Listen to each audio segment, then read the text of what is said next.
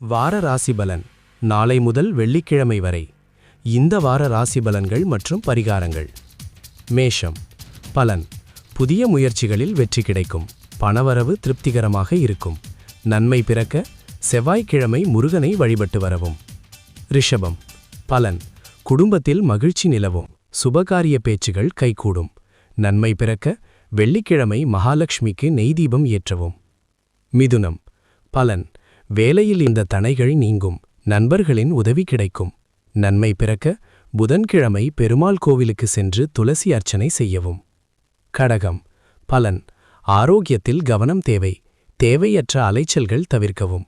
நன்மை பிறக்க திங்கள்கிழமை சிவபெருமானை வணங்கவும். சிம்மம்.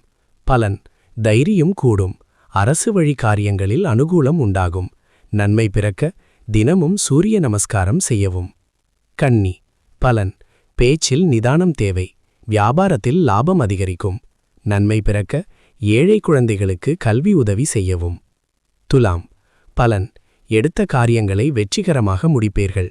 வெளிவட்டாரத்தில் மதிப்பு கூடும். நன்மை பிறக்க வெள்ளிக்கிழமை சர்க்கரை பொங்கல் தானம் செய்யவும். விருச்சிகம்.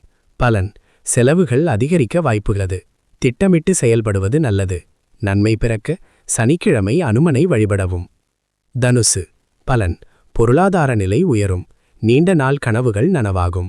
நன்மை பிறக்க வியாழக்கிழமை தட்சிணாமூர்த்திக்கு மஞ்சள் மலர் சாற்றி வழிபடவும். மகரம்.